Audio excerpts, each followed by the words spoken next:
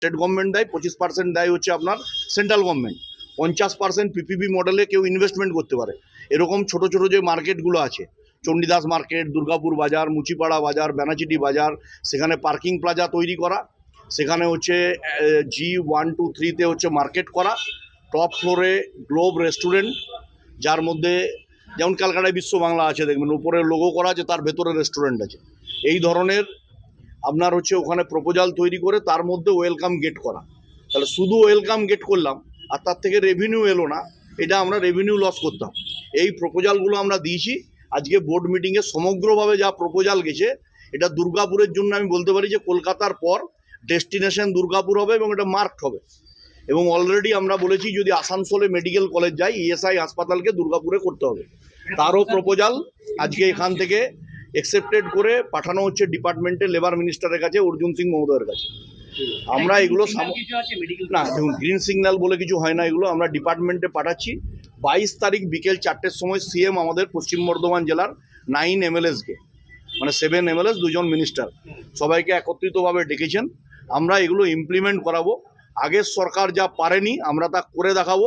আমাদের প্রধানমন্ত্রী বলেছেন ওই জন্য কথা কম কাজ বেশি, তাই আমরা কথা কম কাজ বেশি করছি। এবং 2টো মিনি ইন্ডোর স্টেডিয়ামের প্রপোজাল গেছে। পশ্চিমের বিধায়কের ক্ষেত্রে গেছে শ্যাম মন্দিরের পেছনের যে জমি, সেই জমিতে। আর আমি পূর্বের ক্ষেত্রে এমএমসিতে একটা জায়গায় বাউন্ডারি করা আছে 2.62 জমি, সেই জমিতে যেমন হচ্ছে ইন্ডাস্ট্রিয়াল আমাদের মিনি ইন্ডোর স্টেডিয়াম হবে, তার সাথে একদম বিশ্বমানের একটা ফুটবল গ্রাউন্ড এবং হচ্ছে ক্রিকেটেরও কোচিং সেন্টার ওখানে তৈরি করা হবে। তার আমরা প্রপোজাল পুরো করে আজকে জমা দিয়েছি।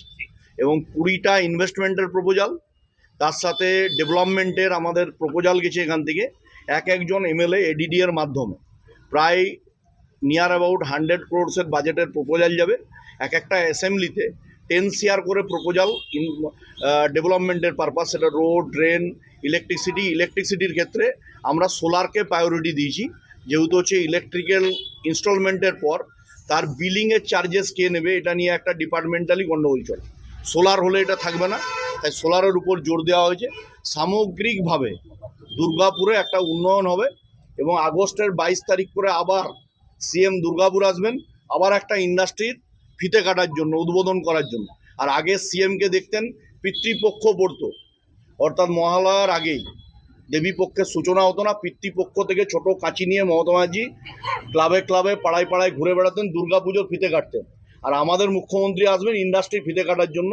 আগের গভর্নমেন্টের থেকে এই গভর্নমেন্টের পরিবর্তন হচ্ছে এটাই। হাউসিং ডেভেলপমেন্ট নিয়ে কোনো